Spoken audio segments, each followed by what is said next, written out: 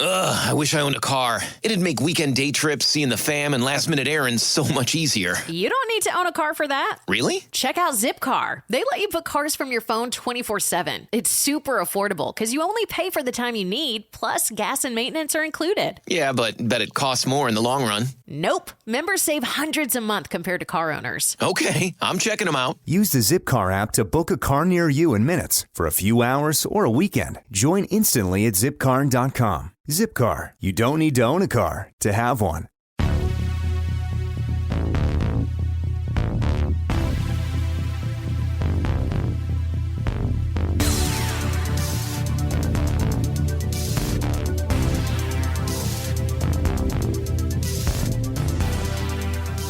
Hey everybody, welcome back to 100 Words or Less, the podcast.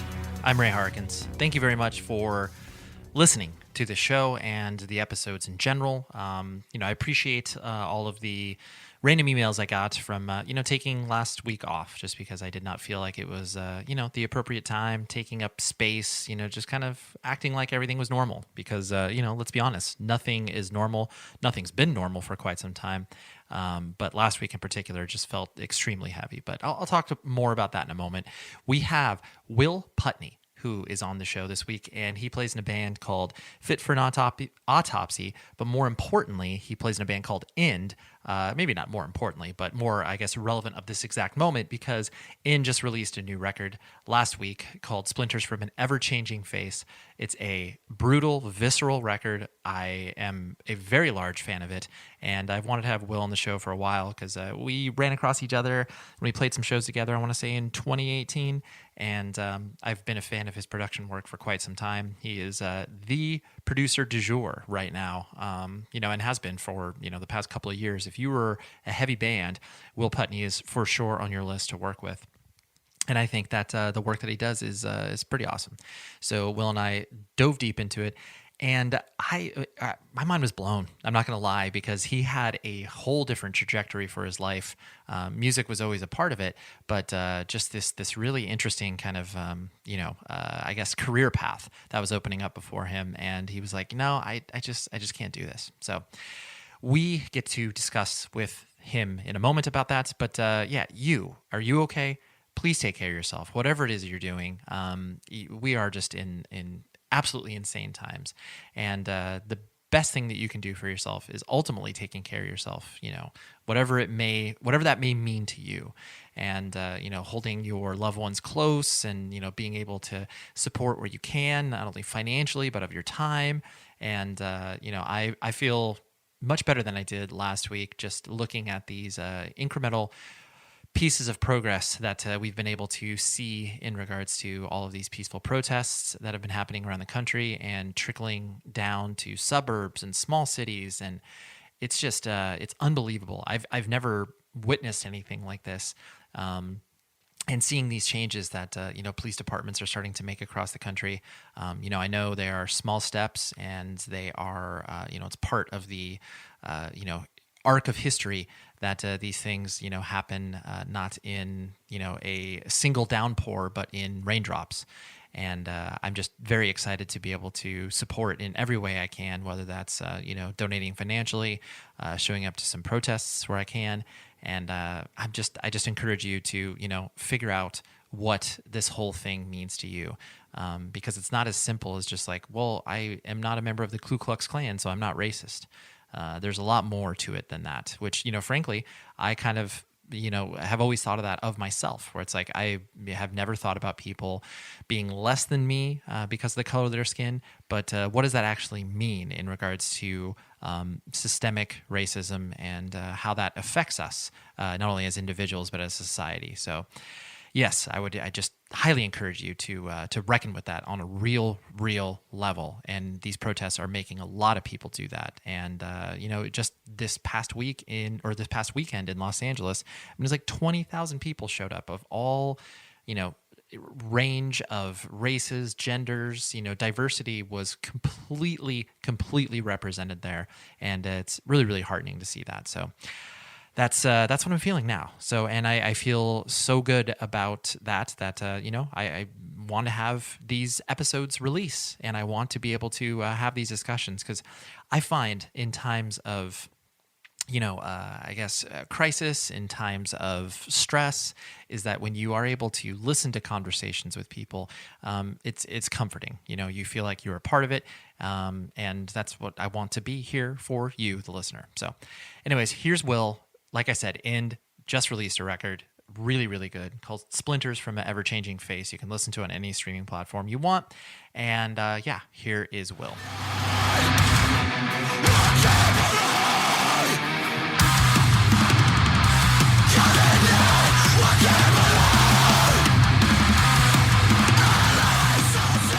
Obviously, we met for the first time in person when we did those dates in Canada with End and Taken, and it was one of those things where you immediately struck me as a dude who's obviously kind of down to hang and play shows and kind of your quote unquote typical band dude, and I don't mean that in a disparaging way, but at the same time that you seemed pretty reserved, like, and I don't mean that in a bad way, just in the you're not the guy that's like, you're not Brendan, the life of the party, so to speak.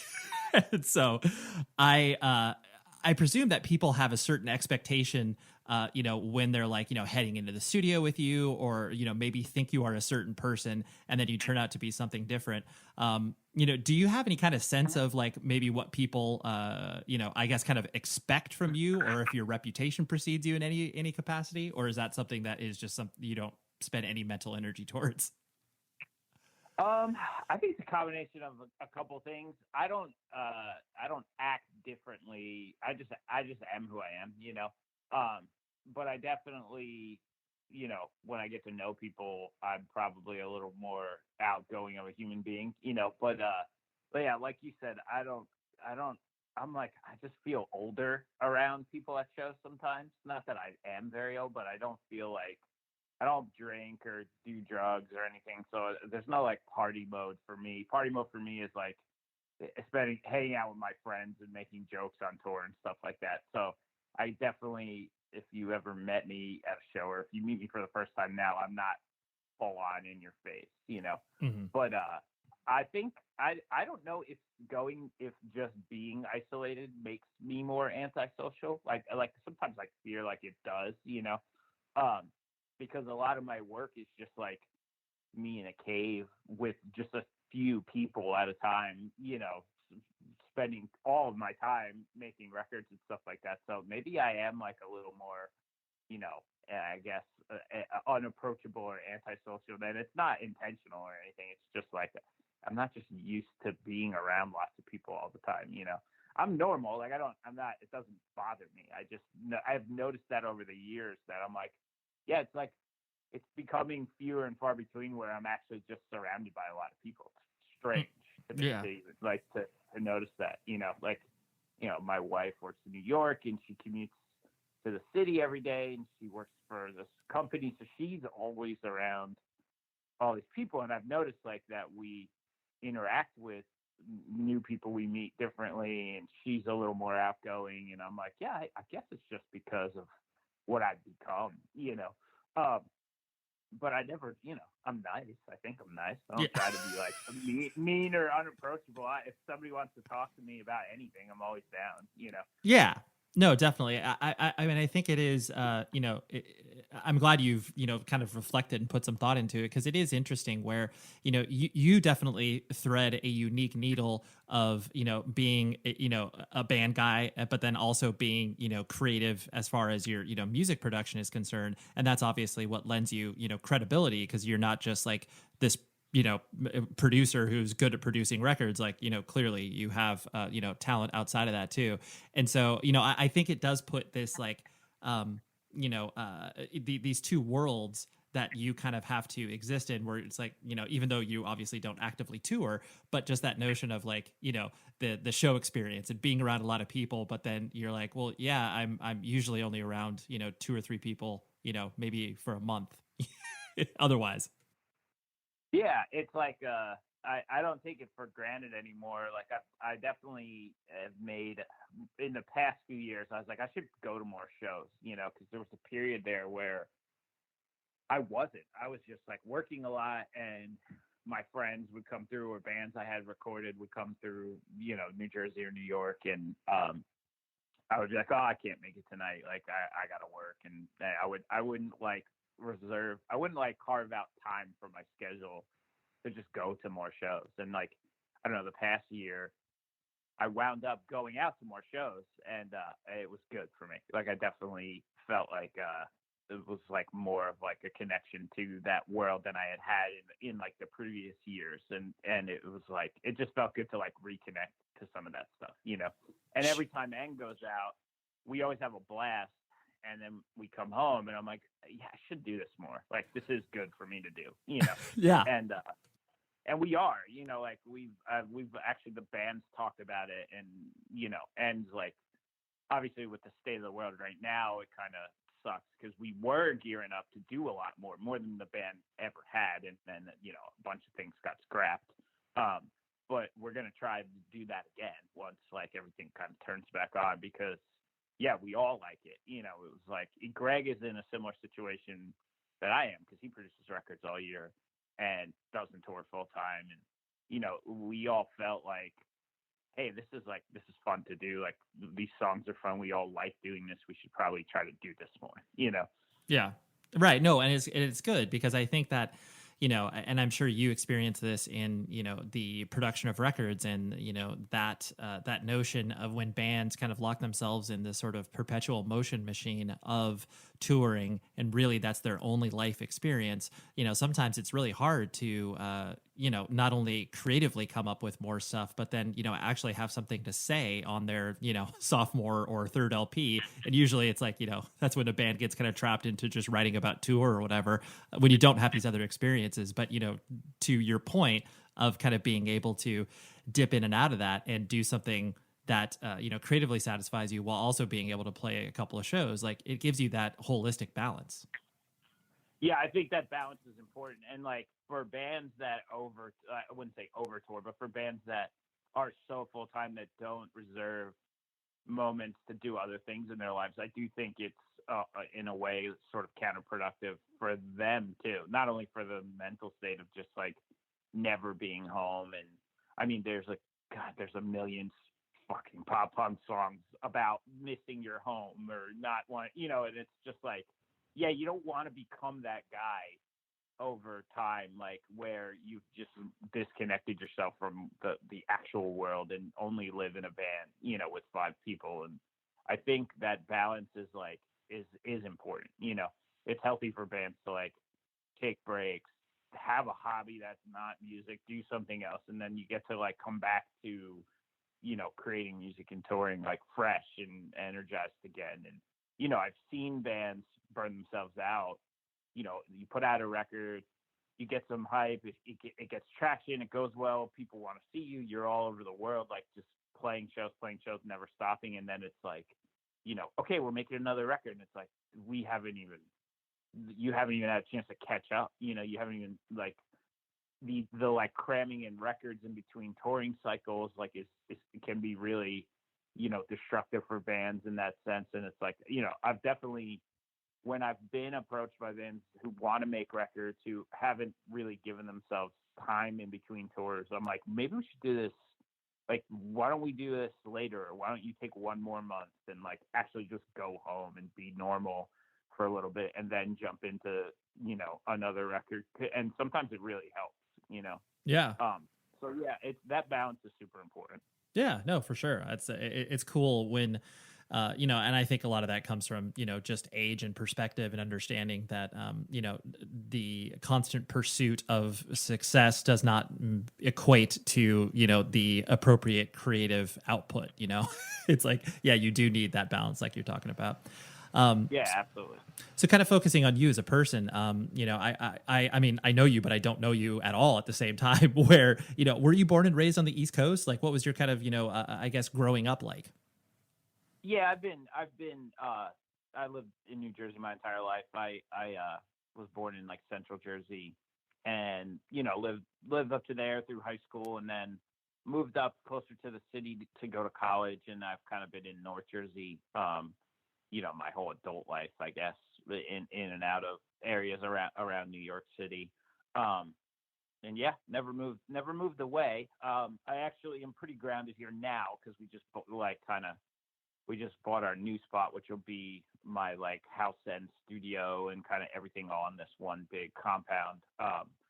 So I'm going to be in New Jersey for a while, probably till I'm done making records. And then I'll probably head somewhere a little nicer per se. But, sure. More climate. I like the East Coast. I mean, I've been everywhere, and I do like the East Coast. It's probably not where I want to die and retire, maybe somewhere by a beach would be cool. But where right now, I like being in an area where things happen in the music industry and all the shows come through, and it's accessible for everyone. And all my friends and family are here and stuff. So I'm just going to be here for a while, Yeah, no, for sure. And what was your, I guess, household like, like mom and dad in the house, brothers and sisters?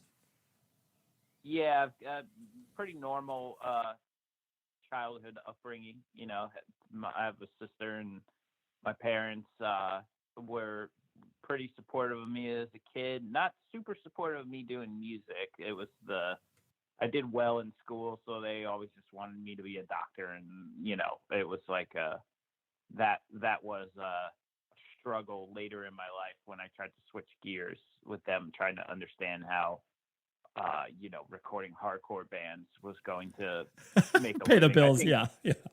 Yeah, I think they just didn't understand it initially until it started to work, and then they, now they. My mom thinks it's great now. My dad's out of the picture nowadays, but I have a very supportive mom who is the best, and she's way on board with all my life choices now, which is great. Yeah, no, that's awesome. And are your sister younger or older than you? She's a little younger than me.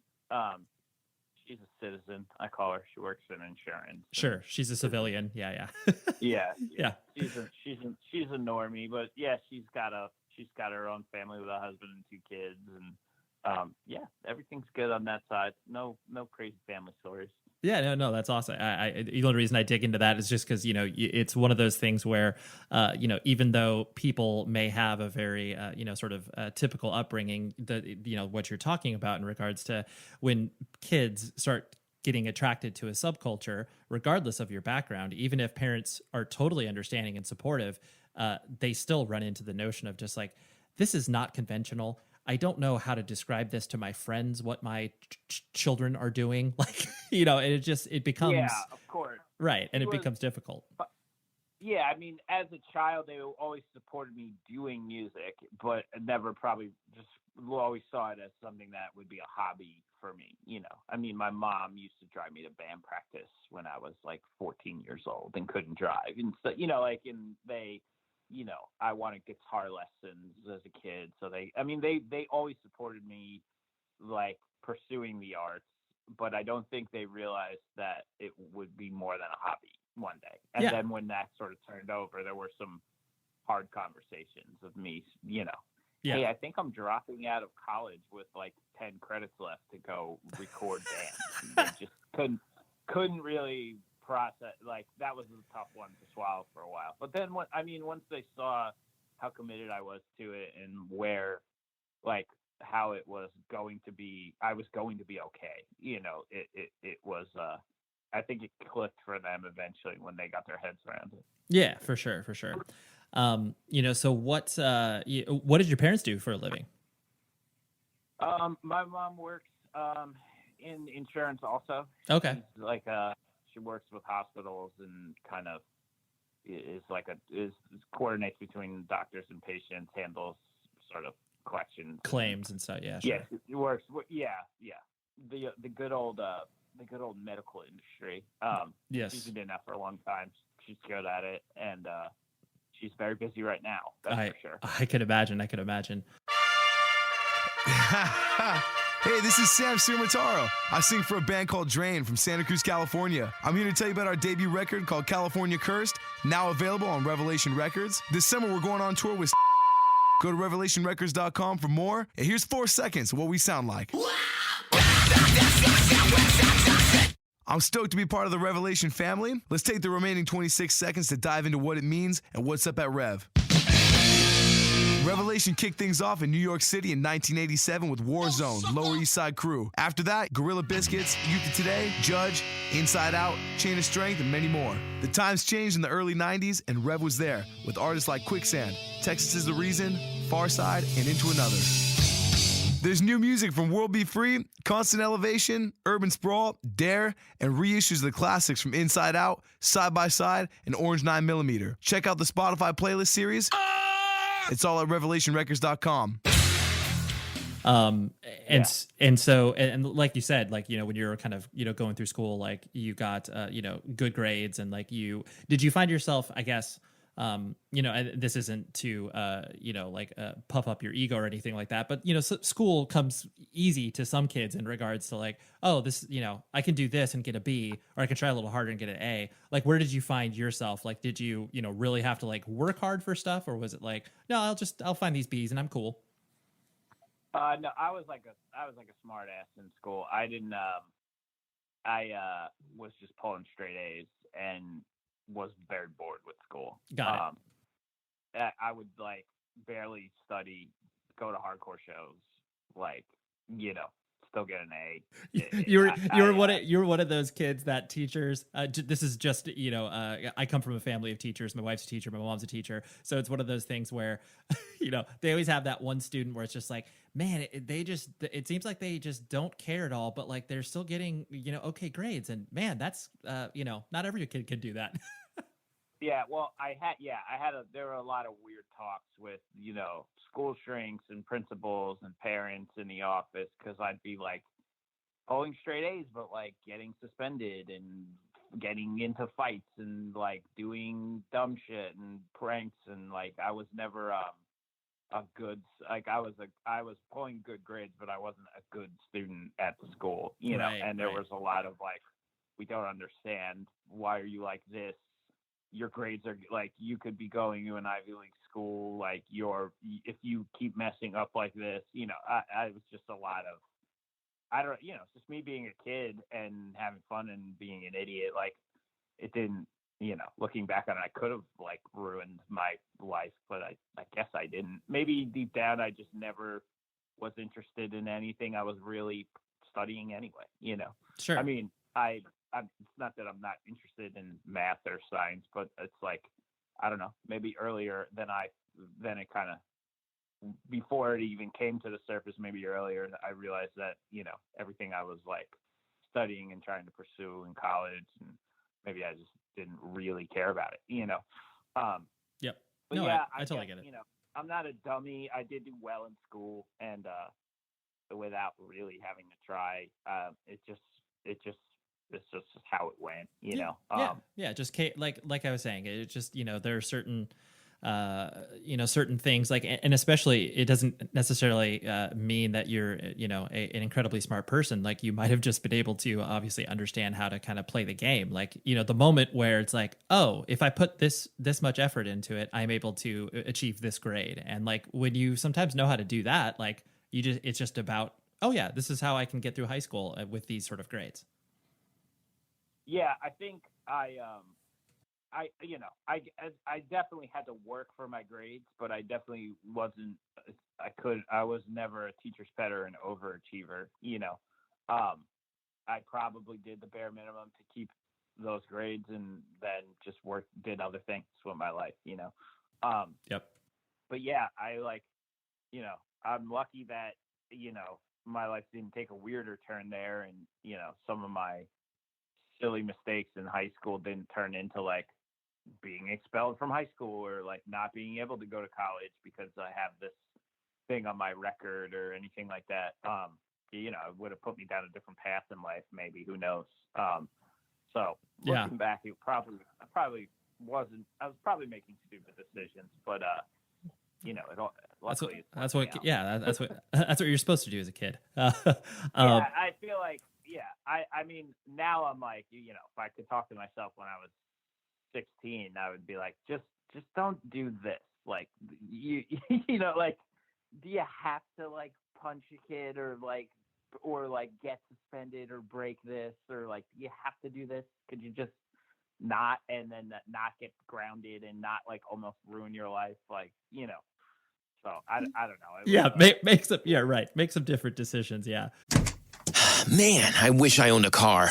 Why? You know, day trips on the weekend, seeing the fam, hitting up the vintage markets, last-minute errands. Oh, you don't need to own a car for that. What you mean? You don't need to own a car to have one. Okay. Yeah, just check out Zipcar. They let you book cars from your phone. It's super affordable. Gas and maintenance are included in your membership, and you only pay for the time you drive. Nothing else. Wait, really? Yep, and you can book by the hour or day. Bet it costs more in the long run, though. Nah, members actually save about $700 a month compared to car owners. $700 a month? Wait, so this isn't your car? Nope. I use the Zipcar app to book one for a few hours or a weekend. It's super convenient. Join instantly at zipcar.com and book a car near you in minutes. That's zipcar.com. Zipcar. Have a car without owning one in the city.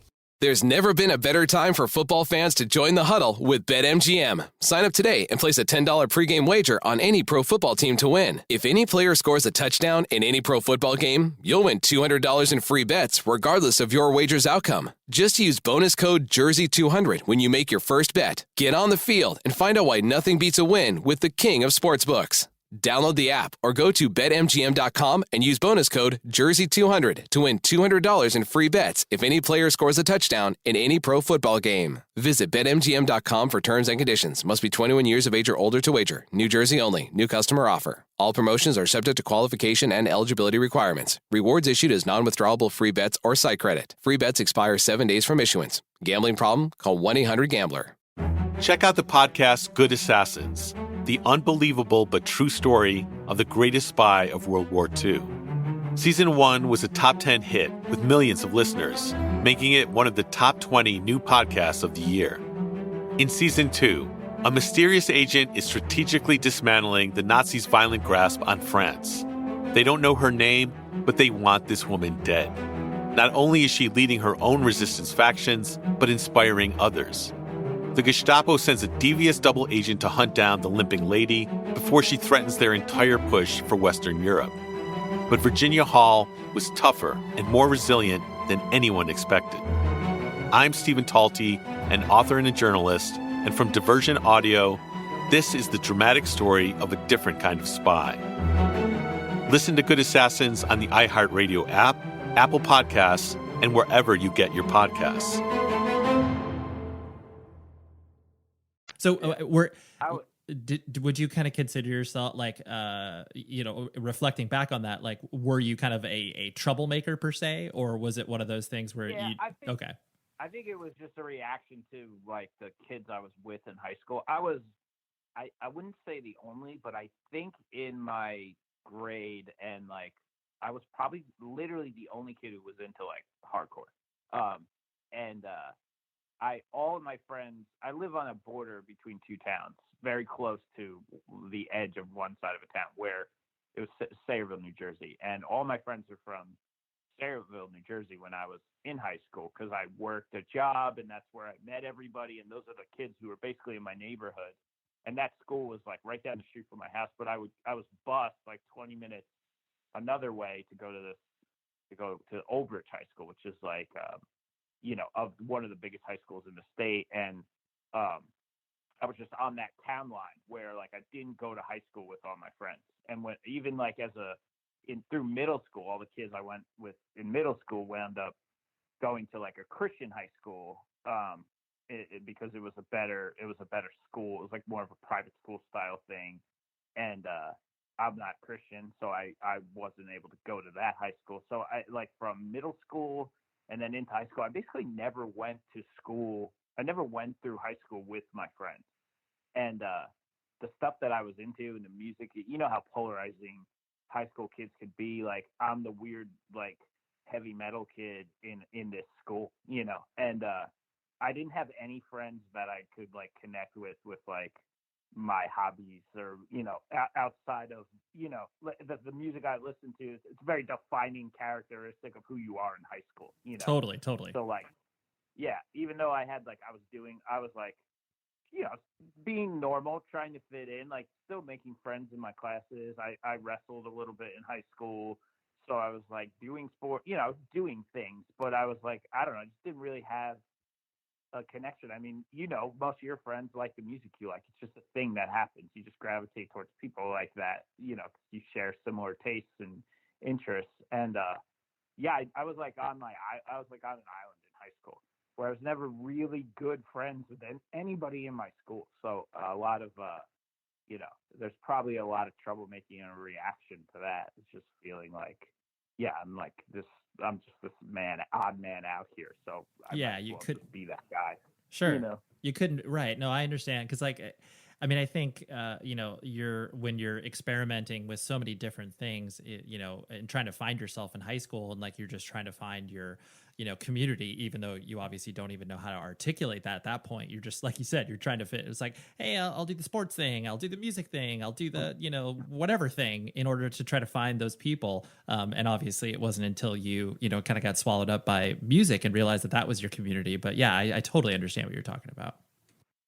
Yeah. So, I mean, that's just a moment in time where, that's how I was. But luckily, high school ends for everyone in the real world. So, yeah. So, and I'm going to presume that, just based on your descriptions of your kind of, your sister and your mom and stuff like that, like you didn't come from an incredibly like musical household, or like music wasn't something that was like, kind of handed down to you from your parents. So where did, I guess, kind of the introduction of independent music kind of come to you? Was it, Well, my father had a guitar. It's funny. I'm like actually staring at the guitar right now because it's sitting in this room. But it's like it was this acoustic guitar. Like he never really played. Like I think at one point he had tried to play guitar, and it was always it was like around the house. So it was like the first like guitar that I had ever been able to play. But they weren't like they like music and stuff. They just like like old white people music, like Elton John, Billy Joel, Neil Diamond, that kind of thing. My dad was obsessed with Neil Diamond, his favorite artist, and just the softest rock.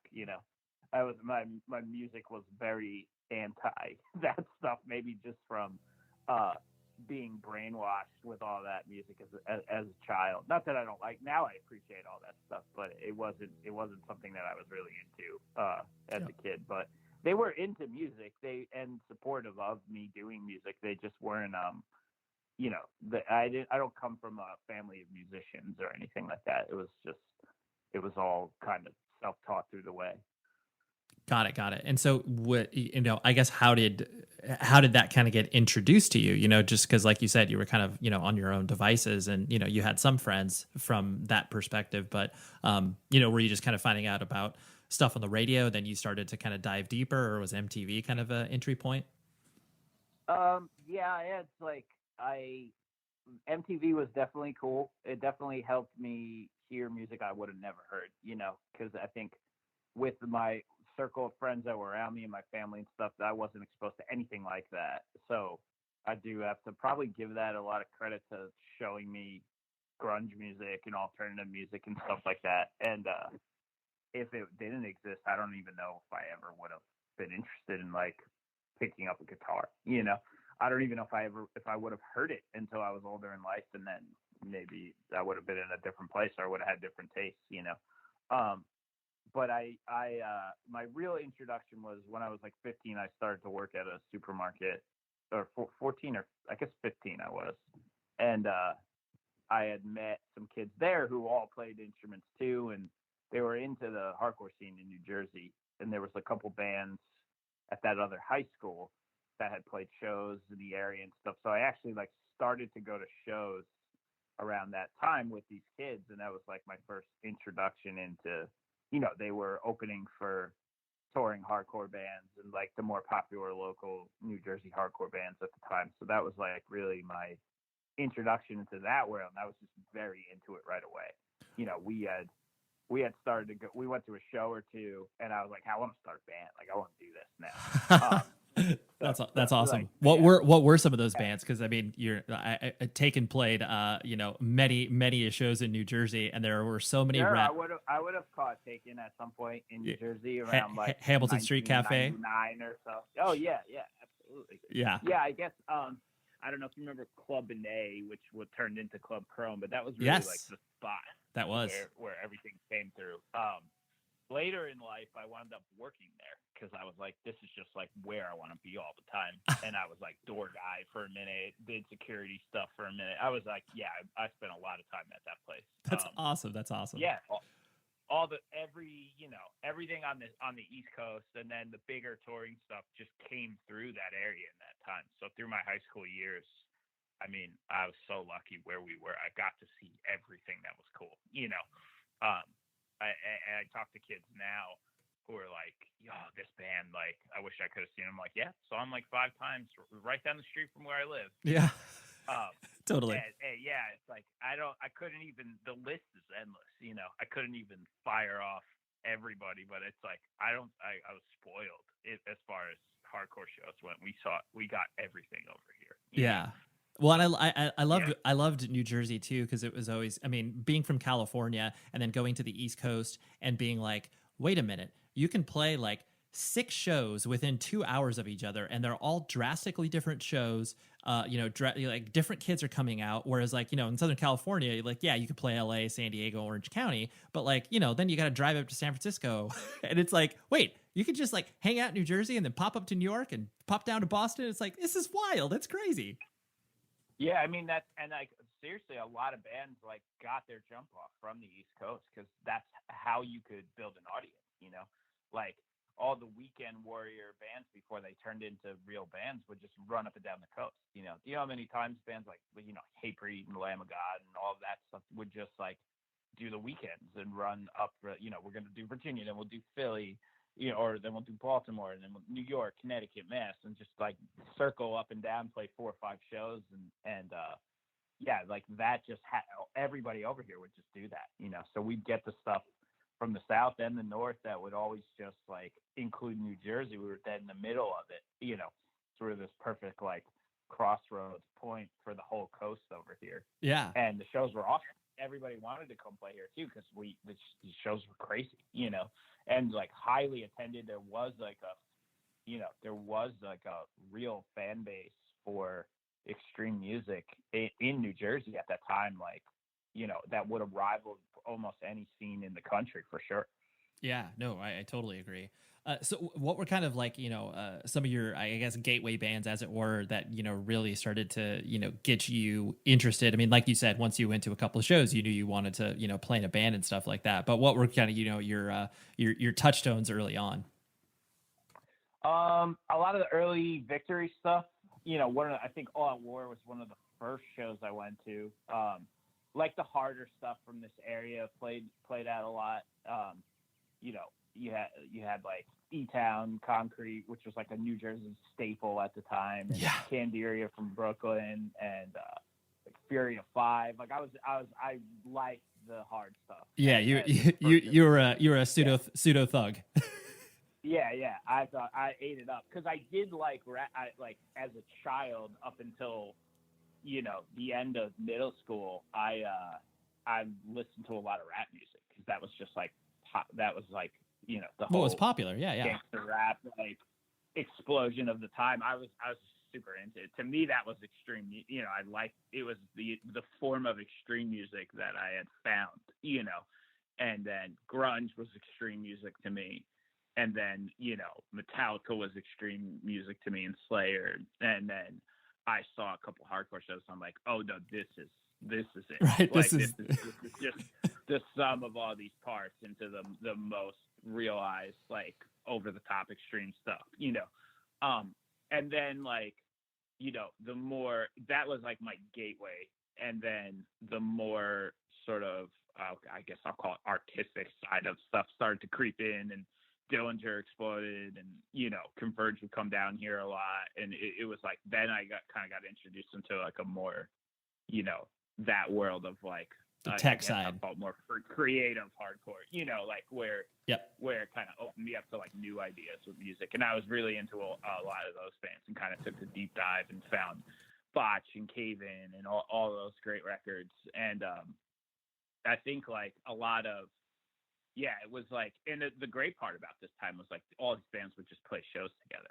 So it was like you got to see all of it. I mean, there were so many shows around here that were like, oh, we're gonna do it's going to be like Convergent, Heatbreed, and Kandarian, E-Town, Concord. Yeah. And it's like there's so many different things happening, where it's like, yeah, it was just great to be exposed to all of that at once. And I liked all of it, and I still like all of it, but it kept things fresh, and it kept my mind open to like, this is cool, and so is this. You know? And I think being exposed to so many different styles of music, like kind of acting, like on these like collective shows, was really important for me to develop as a musician. And even today, I still attribute that time as like, this is how I learned what music was, like how to make music, and it all comes from that time.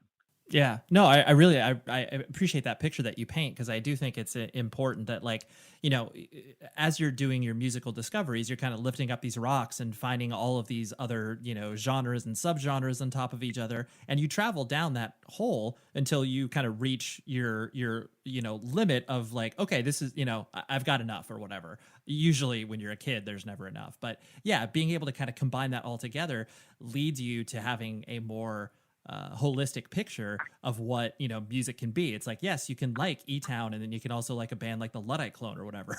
Like they're not mutually exclusive. Yeah, and I think at the time the bands like were on board with that too.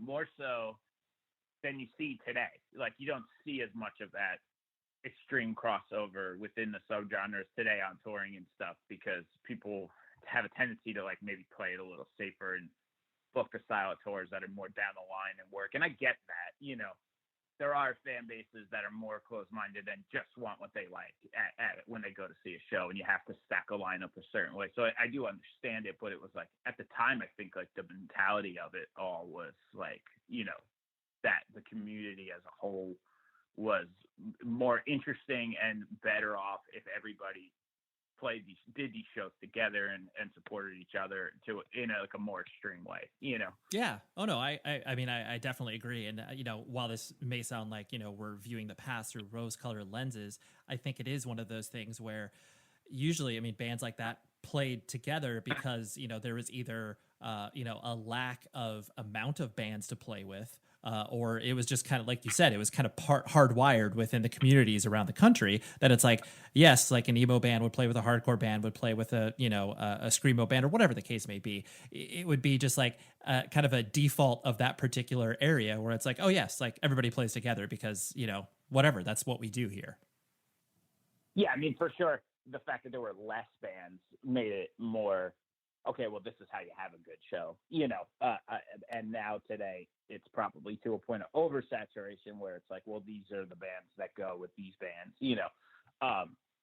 and at the time, I had no perspective on any of this stuff. I was just excited. You're just consuming it all. Getting a little of everything. Yeah, exactly. Yeah. Man, I wish I owned a car. Why?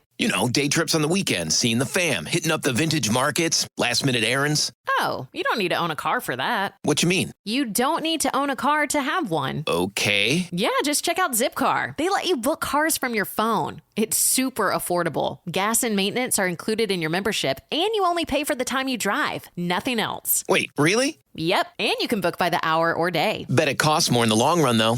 Nah, members actually save about $700 a month compared to car owners. $700 a month? Wait, so this isn't your car? Nope. I use the Zipcar app to book one for a few hours or a weekend. It's super convenient. Join instantly at Zipcar.com and book a car near you in minutes. That's Zipcar.com. Zipcar. Have a car without owning one in the city.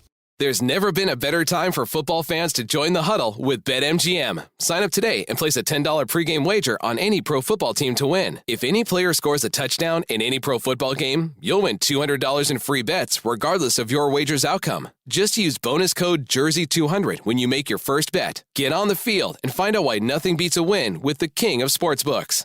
Download the app or go to BetMGM.com and use bonus code JERSEY200 to win $200 in free bets if any player scores a touchdown in any pro football game. Visit BetMGM.com for terms and conditions. Must be 21 years of age or older to wager. New Jersey only. New customer offer. All promotions are subject to qualification and eligibility requirements. Rewards issued as non-withdrawable free bets or site credit. Free bets expire 7 days from issuance. Gambling problem? Call 1-800-GAMBLER. Check out the podcast Good Assassins, the unbelievable but true story of the greatest spy of World War II.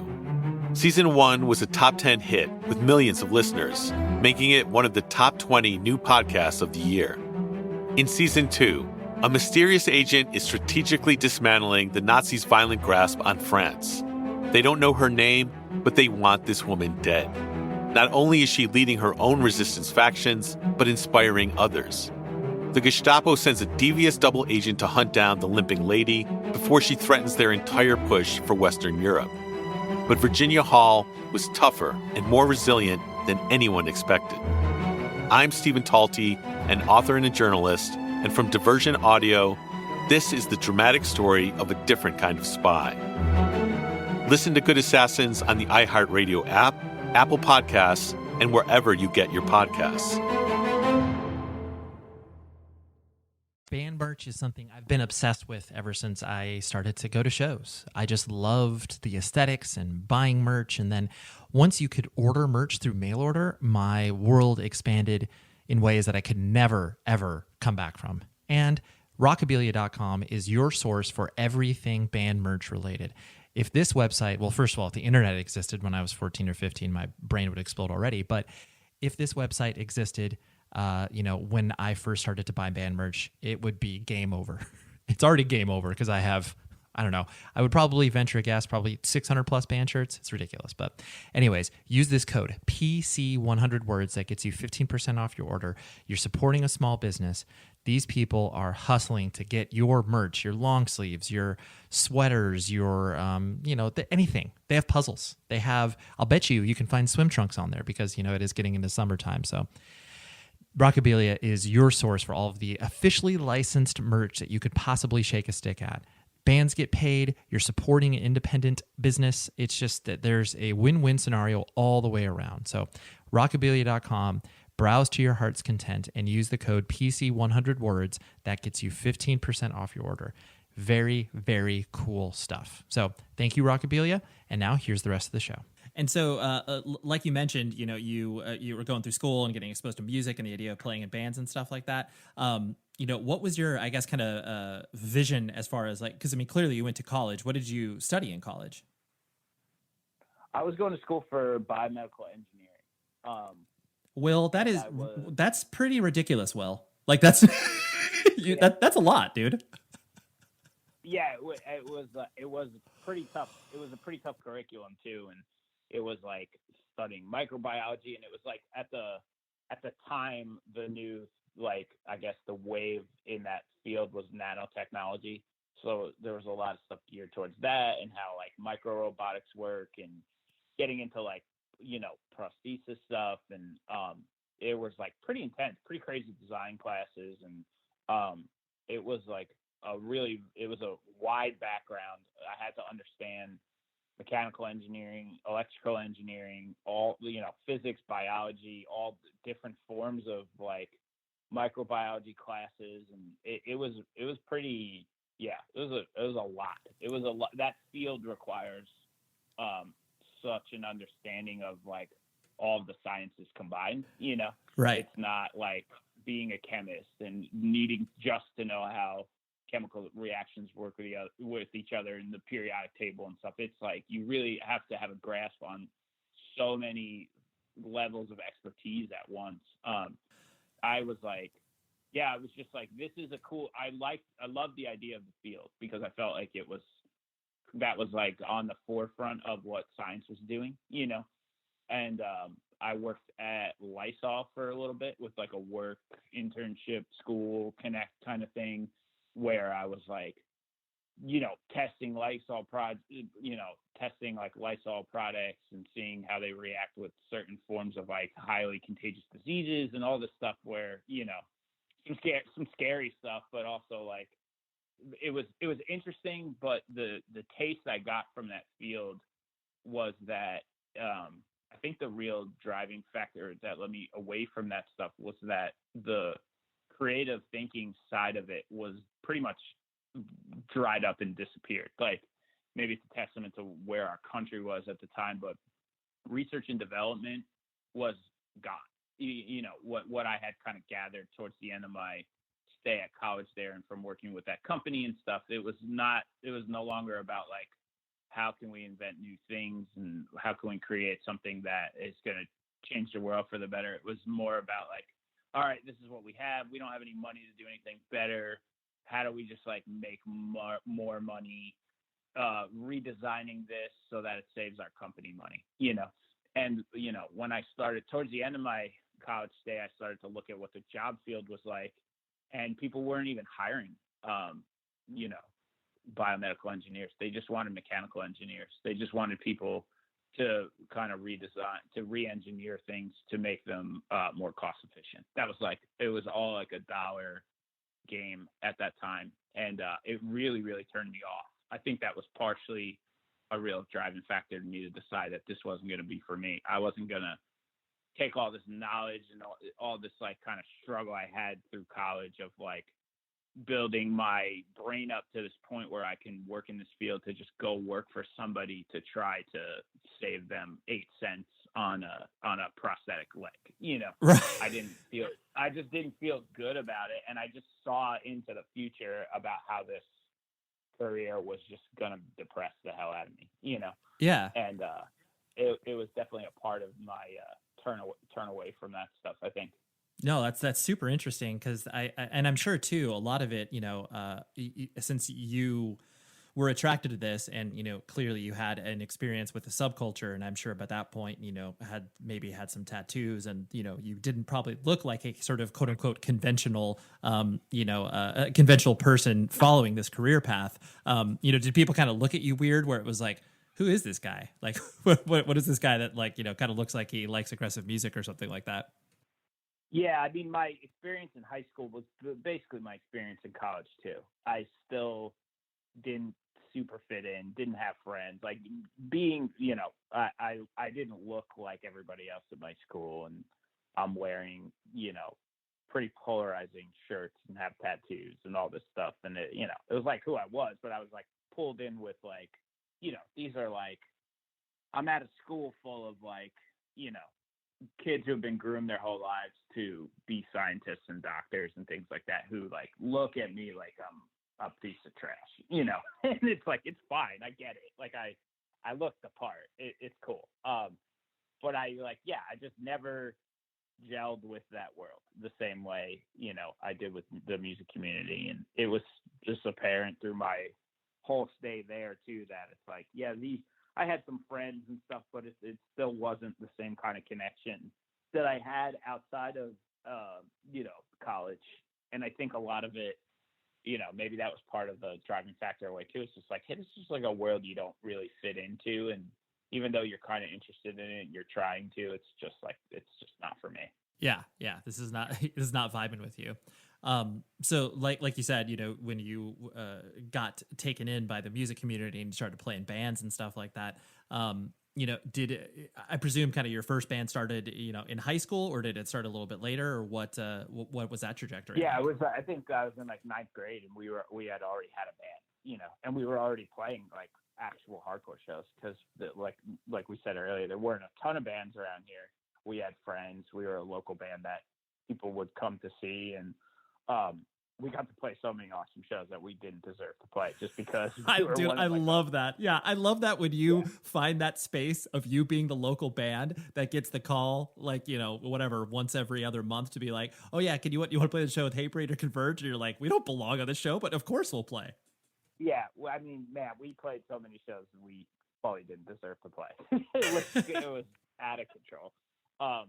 But yeah, I mean, it was a blast. Like, right, I was playing these kinds of shows when I was like 15 years old, you know, and you know, our band wasn't good. It wasn't good at all.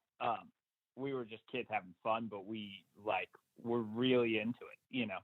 And I knew there wasn't a future for that band, but I was definitely, I had no intentions of ever stopping doing it, you know.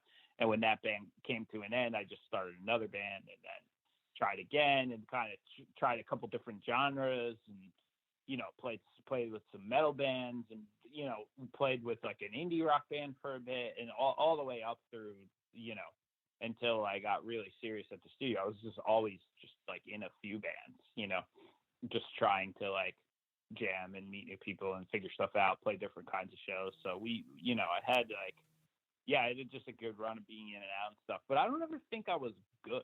That's the thing, I think I was really enjoying it and interested in it, but I didn't get it at all. Like I never wrote a song that I thought I didn't get it. I didn't understand what I was doing, and I probably wasn't a very good musician. And I had plenty of opportunities where if I had put the right song together or wrote the right record, the band could have become a thing at the time.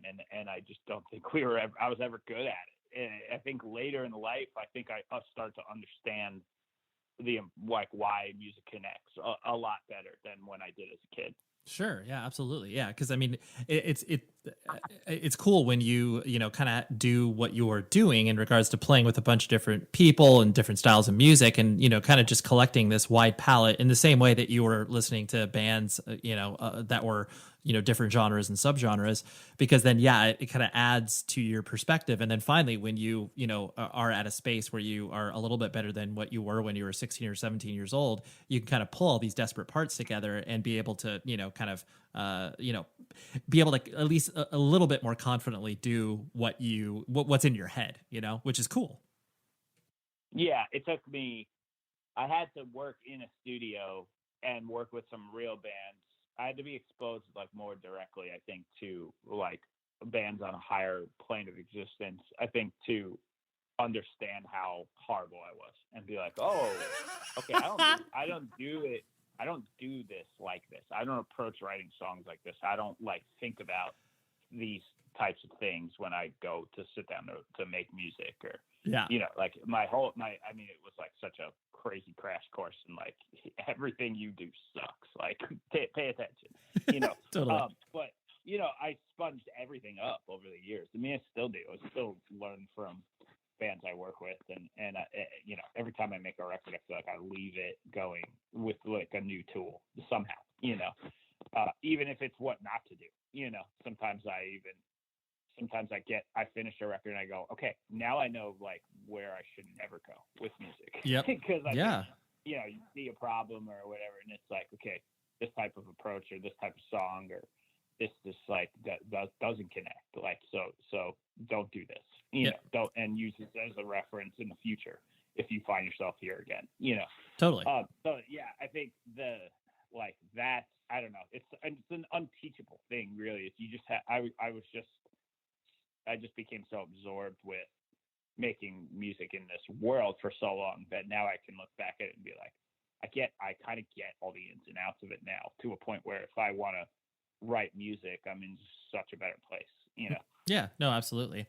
And I know that you've spoken about this in many different interviews and stuff like this, but when you started to work with Machine and started to kind of be his engineer, assistant, whatever you want to call it, that what was kind of your first experiences like, similar to what you were talking about, where it's like, oh, once I see a more quote unquote professional band do stuff, you start to learn. But what were some of those early memories that you have in regards to like, wow, I can't believe I'm being able to watch this band do this record, or be able to kind of be that fly on the wall, even though you were obviously working, that kind of really just like blew your mind. Yeah, so the first record, which was also my first day of work, that I had ever experienced or anything like that, when I got hired to be like Machine's intern, he had just had like a kid and he needed a band. He needed somebody in the studio to just like kind of babysit a band and hit record when they were writing. Mm-hmm. And the deal was like, I would just sit there, not talk, do nothing. And when the band had an idea that they wanted to document, I would just hit record, And I watched this band called Blood Simple, which was dude, such a good record. It was, a couple of the guys from VOD who at the time was one of my favorite bands. I loved VOD as a kid, and this was my first this was my first experience in a recording studio, as like working in a recording studio. I was going to sit there and watch like guys from VOD write music, So it's like, it was like, that was like the first time I ever watched a band that I was like, I think, I had thought VOD was an incredible band, and I was like, I can't believe I'm actually going to watch these guys like write a record, to be honest, I don't love Blood Simple, but I loved what they were going for at the time. It was like a bit, VOD at that time had sort of fizzled out, and this was like a new endeavor for these guys. And they were like, just hearing those guys talk about the perspective that they had on music at the time and having the goals in mind. And I don't know, it just had opened me up to like, man, I never really put this kind of thought into writing music, and even though I don't like particularly love that band or anything, I've learned so much from just watching that band, because they are at the core, they're great. They're all great musicians. And to be able to just like be exposed to that was like super inspiring to me, as like a guy, as such a green person at that time. Right. No. That's a rad experience. Yeah. I mean, it's definitely, the record is not flawless, that's for sure. But it's like, I remember when that came out, and it was like, anybody who obviously came from the punk or hardcore scene was just like, oh, dudes from VOD. And it was like, you saw what they were trying to do. They obviously wanted it to be, more polished. They were trying to do a different kind of band. And I knew that it wasn't even for me, but I saw them know that also, like they knew that they were going to write music to alienate people too, but they were trying to do so, like they were going for something else. And I'm like, man, I've never even like, I don't know, it was just a perspective on stuff that I've never even seen the band write to suit a certain goal, like to reach some kind of goal, not even in the world that they came from. Up to that time, I just wrote everything I liked, and I didn't care about anything, Right. or tried to. And it was like, oh wow, there's like a different target in mind here. There's like this whole thing is approached differently, and they're taking steps in a direction and avoiding certain things that they would normally fall back on. And it was just like I can't really even put all of the detail into words, but it was just like a really eye-opening experience, Yeah, no. I appreciate you speaking about that. Two things I want to hit on before I let you go. One of them was that, I mean, with Fit for an Autopsy, you made the, decision, and honestly, I don't know exactly where on the timeline in regards to, you not wanting to tour, obviously from the fact that, you're busy producing records and all that sort of stuff. That's a really interesting and weird thing that not only the band is, because, it's incredibly successful, and obviously you've put out a ton of records, and, you being the sort of musical brainchild of it all. I don't even know if there's a question wrapped up into this, but like the idea of you being like, hey, I'm going to put all this stuff together. I'll get some of, my friends to go out there and tour and play with it. That's not conventional, Will. And I'm sure you recognize that. Of course it's not. Yeah. And people get confused about it all the time. Right. I mean, still to this day, if we put a song out and I'm in a music video or something, everyone's like, who the fuck is that guy? It's like, all right. Well, first of all, yeah, hold on. Yeah. The band had started like shortly after I had started at the studio, and to the point where I was like able to record our first demo, right. We were barely, but able to do it, and then over like the first like initial couple of years in its little gestation state there, the band started to grow as my studio career started to grow, and then I was getting to this point where I was like kind of becoming my own guy, producing my own records, and I was like right at that cusp of like, okay, I could do this full on now. Like I could pay all my bills. I'm starting to record bands that I kind of like, and the budgets are getting pretty good, and people are actually calling me to make records, and I'm starting to make new relationships. And it was also feeding into the band because the interest in the band was growing. People that were liking the records we were making, and then I was kind of getting calls based off of those records. And then we were touring with bands that I was also recording. I would work with a band because they liked that Fit record that I had made. And then those bands would wind up even like touring together because we would meet, hang out. Like that community was like kind of, we were all those like circles were just connecting, with each other at the time. And the band started for fun. It didn't start as like we're going to do a full-time band. It never, the intention of it never was. It was like, we're just going to play shows around here and have fun. Like I had, no one thought we would be a band like that did 10 months of touring a year, you know? So that started to pick up, and I did some touring with the band. And then I realized like the strain it was going to put on the studio, you know? And I was like, hey, if I do this band full time, I'm not going to be able to have this career. Like, I'm not going to be able to have a studio to work out of. Machine's going to get another guy in there. Like, I can't be gone all year. People aren't going to call me for records because I'm not going to have any records. So I just had to, you know, I sat down with the guys. We had like a transitional period where, you know, our drummer had the same itch, and he, you know, got cold feet about full-time touring, and we were like, okay, we have to replace him. And I was like, yeah, we just should talk about this, right? So what is the goal of the band, you know? And the guys who were in the band wanted to do it full time then. They were like, you know what, we're getting these offers, the band's growing, like, let's do it. And I'm like, look, I can do everything in my power to like work on this band, make this band awesome. Like, I was invested in the band, and these guys were my very close friends. And I was like, I don't want to leave you high and dry. I'll still commit to everything I can do with this band, but I can't tour full time, you know? Like, I'll write music, record music, handle the business, do, you know, everything that can keep this band growing and doing better. But this is just like where I have to draw the line, because I will literally lose my lifetime career. Like, I knew at that point that I would lose my ability to be a record producer. Sure. And they got it, you know? And I was like, let's find a guy who's great at guitar, who can do even a better version probably of what I could do on a guitar, and let's add him to the band. Let's have a 6-piece band. Like, he's just a full-time member, not a fill-in, because he's not going to be a fill-in. He's going to be the guy in for the long haul. And I can stay home and make records and work on all the fit stuff, you know, from afar.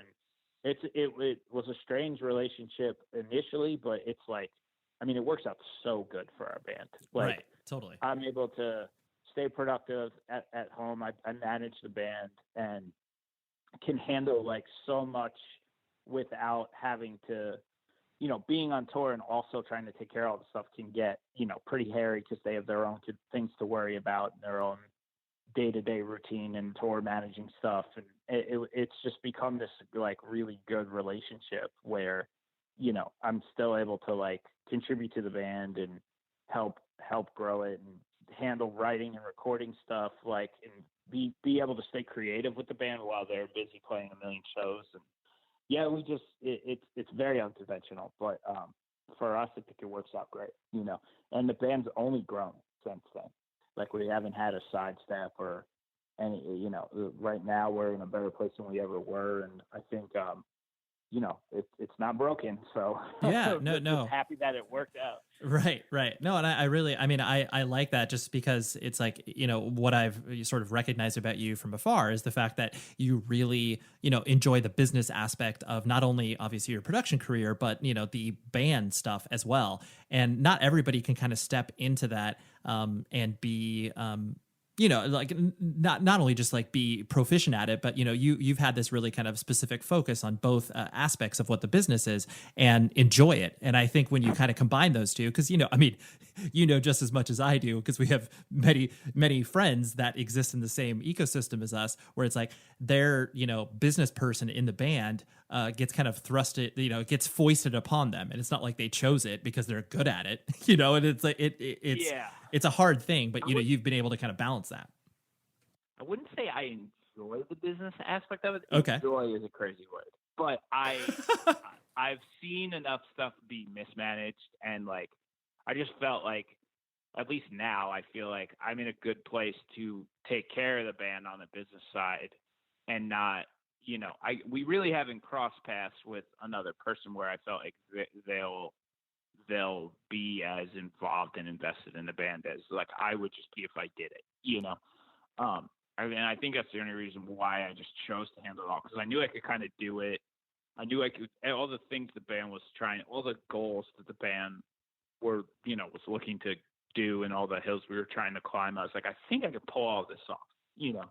And it's like, if we can just do it ourselves, there's nothing better not that it's like fun to be manager all the time, because I like it at times, and then at times I want to pull my hair out. Right. So, you're a manager too, and I have a full-time job making records, so and sometimes it can be a bit of a task, But I was like, I'd rather just work it through the right way, where we're always making the decisions ourselves, and we always have the best interest of the band in mind. And we rarely disagree as like a band on what steps should be or what a decision should be made. And having an outside person force us to do something that we maybe wouldn't want to do, I don't think necessarily would be a great idea for us, because we've trusted our instincts from the beginning, and like have been on a good path with the band. So again, if it's like not broken, I'm not, there's nothing to fix. I'm just happy that it's working. But yeah, it's like, I don't know. I just fell into it, and I think it's for me, it's like it's as an artist, I'm very attached to the whole process with that band,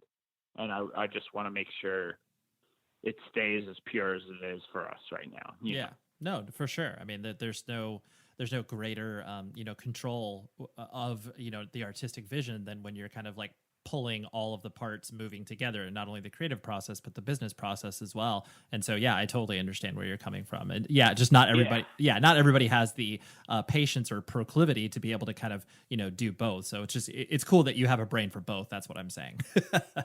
Yeah, and to be honest, tomorrow we got a call from somebody who wanted to manage the band, who said, "Hey, I have this idea. I want to do this. This is where I could see. This is where you're kind of not hitting this, or you're messing this up, and this could be better." And if I saw a whole plan in front of me that was better than mine, I'd be like, you know what? Let's go do that. But Yeah. I just I haven't. Yeah, hasn't the type come of up. music we play and the size of the band that we are. I don't really think there are like vast opportunities to work with somebody else on like a management level that we're necessarily missing, but I'm, if someone's got to be better than me at this. So I'm happy to have that conversation. Totally. The last thing I want to hit on was the fact that, I mean, your production work, especially over the past, whatever, we'll call it, 3 to 4 years, not only have you been incredibly prolific, but, you've created these real intimate and deep relationships with so many bands you work with, whether it's Knocked Loose or, Straight from the Path or Counterparts. And like, you ostensibly become like, the 6th or 7th member of bands. And, many people look at, it's like, I mean, I see this conversation happen all the time where, from the music industry perspective, where it's just like, oh, Will's booked up for like the next, year. So maybe we need to think about somebody else, or whatever the case may be.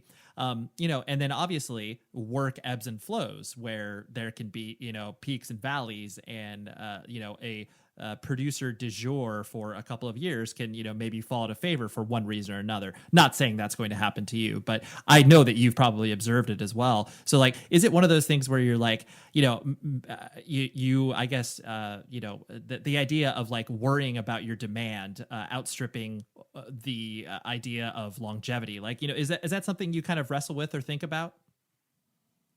I definitely have been concerned about longevity. I think there was a while back, I want to say maybe like 5 years ago or so. I don't know the specific time, but there was like a year there where I had done a lot of the same stuff, I felt like, to me. And I was like, this is maybe heading in a weird place where I'm not working with like the right stuff, where I feel like this is going to sustain me, not that the bands weren't good or that I didn't have success that year, because it was a good year, but I was starting to worry about that like a few years ago. And I did make a conscious effort to be like, I need to not care about budgets. If something is like awesome, I need to try to do it.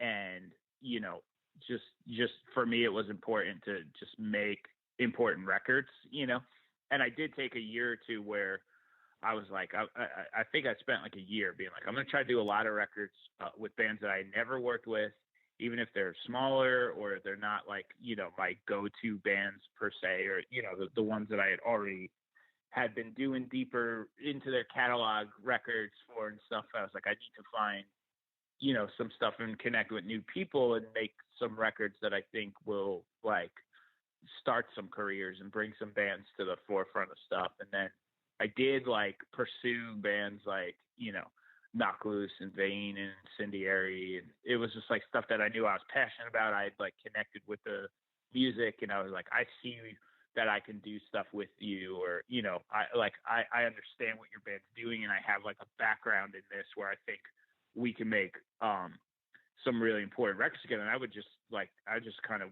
hit those bands up, and I wound up like having a really rewarding time doing that. It was great for me mentally to like only work with stuff I was like really into.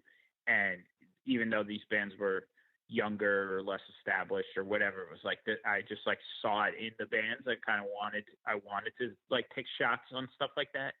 And some of it's worked out great. And now it's like bands that I have these relationships with that are on higher platforms that hopefully we'll continue to work together and grow together and stuff. So I do think about that a lot, and I hate that people think that I'm too expensive or always booked because I always try to make stuff work if it's the right project. Like there's never been a time where an incredible band has showed up asking if we could work together that I haven't figured it out, whether that's like a schedule or a budget or whatever. There's always I always try to find a way to make those types of things happen. Yeah. Yeah, no, for sure. I mean, it's funny because I look at like just certain people where it was like, whatever in the early 2000s where it's like literally everybody was recording with Brian McTiernan. And of course, like his situation, was different because he basically just got tired of producing records and shifted away from it. But it's like so many people get kind of, foisted into this, this place where it's just like, oh yeah, like, oh, everybody wants to work with him. So like, I'm going to zig while everyone else is zagging, it's like, oh yeah. Then all of a sudden, like that person through no fault of their own, then starts to get, not included on a lot of like pitches for bands and stuff like that. And it's just like, it's, sometimes it's, sometimes it's whatever the producer's fault or what have you. And then other times it's just like, well, no, that's just the nature of the business. And so, I was just kind of curious about your perspective. Yeah, I think a lot of it too is like, and it's to no fault of any particular producer, but people just have a sound too, and part of it is like designing productions and records that are unique and tailored to the band you're working with. And when I see guys fall out of fashion, a lot of times it's because they're getting comfortable and kind of set in their ways too. And a lot of the records that they make start to sound the same, and that can be very off-putting to other bands. It's like, oh, you want to go record with that guy? No, like, I don't want it to just sound like this guy, this record, Sure. And I think a big part of having longevity is being able, it takes more work, but when you're working with a band, you've got to give them something that, or at least try to give them something that you haven't done before that isn't on another record. Like you have to find the ways to make those kind of make these records unique. And if you look at like some of the band, like in a year of stuff I've done, like going from 4 Years Strong to Thy Art Is Murder, like those are different sounding records, and like they don't even sound like the same guy made them, and it's like, if I just had a sound, I would stop getting calls from bands like this because it wouldn't, it's not going to apply. It's not going to apply for everyone. And you're going to just it kind of pigeonholes you, and you lose the ability to work with bands outside of from just the one particular production style you have. So I try to keep it interesting, like in that sense. And I'm always like, it takes more work, and there's like a lot more, I have to invest a lot more time and creativity into every record I make, but I try to get records to a point where it's like, cool, this like, this doesn't sound like the other records I made, and that's cool, Yeah. And, when people are like, oh yeah, you have this sound, it's great, I get like real uncomfortable. Like, so, oh, I love your sound. Like, I'm like, oh, I hate that you think I have that, I mean, It's inherent. There's no way around it. Your ears are trained to go to a certain place. So I definitely understand it, but I'm conscious of it. And especially with the new bands I work with, I'm like always thinking like, I gotta make this not what I've done. This has to be something fresh and It's like, I think it's just part of that process, but it's also what keeps me interested in it too. Yeah. And I think if I just made the same record over and over again, I'd be pretty over this pretty fast. Right. Yeah. Yeah. People would be like, yeah. So if you want Will to make you the loudest sounding band possible, like, yeah, you just go to him for that. But don't think about him any other way, And it's like, well, yeah, I mean, yes, of course, people are always going to think of you as being, the heavy producer and, working towards bands that kind of sound like that. But, it isn't until, I mean, to your point, it is always interesting when you have, I mean, it's like, dude, when Hopes Fall worked with, Matt Talbot from Hum, it was one of those things where it's like they could have worked with any producer in the early 2000s that could have harnessed their sound and done a really good job with it. But it wasn't until they looked outside of what would be considered the quote unquote typical realm to be able to kind of like expand the horizons and thought processes of bands. And then frankly, kind of, make the recording process more, democratized for bands to be like, oh yeah, like if I am this sort of band that, if I am an indie rock band, I can think about Will Putney. It's like, why not? Yeah. To be honest, I love it. And I still have this mountain to climb, I feel like, because, nowadays, like, I mean, I listen to less heavy music than I ever have in my life, and I listen to more bands in that world, and I would love to record, stuff like that, but I don't really get the call for that because I'm still the guy who makes like all the scary music, and it's not, it's not something I really should be complaining about because I'm happy and very fortunate to even have a career to make records, but it's like, yeah, I have a tough time getting over that, and you're just known for the records you make that are popular, and it's hard to like, I can sit down and I've been in a room with bands and had conversations with bands, from outside these genres I work with trying to record them, and those are the ones I usually lose, which I get. And if I was, for a particular band, I can understand the hesitation, but I'm like trying to make a conscious effort to get out of the box as much as possible and try to kind of work with bands in different worlds, because I just think from a creative standpoint, I would come in with so many fresh ideas, because this isn't something that I've beaten to death for years and years and years, like that I could do some really cool stuff, but it's hard to it's hard to get bands to take like more of a risk on me per se, Yeah. because they're, I'm not showing them records that sound like their band. Right. Totally. Yeah. It's not like, yeah, again, using an indie rock band as an example, be like, oh yeah, Will, make us sound super heavy. And it's just like, well, I mean, I'm not going to make you sound like, Harm's Way. Like that's a little ridiculous, but yeah, I understand what you're saying though. Yeah. I mean, I get it. I've like learned to swallow it. Like, hey, a lot of these bands aren't going to be interested in recording with you because you just live in this world so much, but, it only takes one or two. And then something cool happens. And then, if anything, I'll always say like, look, I get why it can be off-putting, but like I've had bands who were unsigned or very, very unestablished and like have put a vision together with the band, made a record, and it's worked. And I think just the ability to do that is useful for a band, regardless of the genre, like just to be able to kind of have a vision for a band and help them execute it. It comes with its value, and it's one of my, if anything, I would consider it one of like more of my stronger points when it comes to record production and approaching, designing records and stuff. But, one day we'll see how it goes. I'm not complaining. Yeah. Everything's all right. Yeah, no, for sure. Well, Will, thank you so much for hanging out, dude. This has been fun. I appreciate you letting me to get to know you a little bit more. Yeah, no problem. Thank you for having me. I'm a fan of the podcast, so it's a pleasure to be on here. That's awesome. All right, Will, that was great, and I appreciated him coming on the show. I appreciate his publicist, Tim, for setting this up. And we're going to have another great discussion next week with Toby Morell from Emory, who he does a podcast called Bad Christian, and that's kind of how I know him. I mean, obviously I knew Emory and, become friendly with some of those guys in the band, but his personality really came to light once I listened to that podcast and once I really, got to know him a little bit better on that front. So, yeah, excited to have him, and because they have a new record that's coming out very soon. So that's what we got next week, and please be safe, everybody.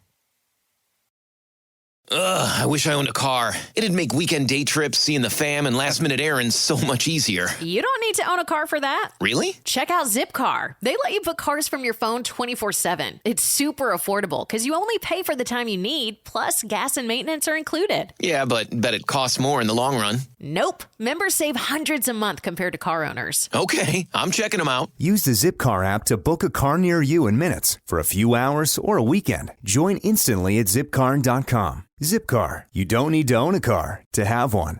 The TV is on, your friends are ready, and now it's time to get the food. Grubhub is here with your order. Don't just plan for a successful Sunday night watch party. With Grubhub, you can plan for the whole football season because Amazon Prime members get a year of Grubhub Plus for free. That means paying $0 on your deliveries from your favorite restaurants. Go all the way to the end zone with Grubhub. Download the Grubhub app today or visit goforgrubhub.com/Amazon to know more about our Amazon Prime deal. Terms apply. Hey guys, I'm Kaylee Shore. On my podcast, Too Much to Say, I share my thoughts on everything from music to martinis, social media to social anxiety, regrets to risky texts, and so much more. I have been known to read my literal diary entries on my show, and sometimes I do interviews with my crazy group of friends. So if you guys want to tune in, you can hear new episodes of Too Much to Say every Wednesday on the Nashville Podcast Network, available on the iHeartRadio app, Apple Podcasts, or wherever you listen to them.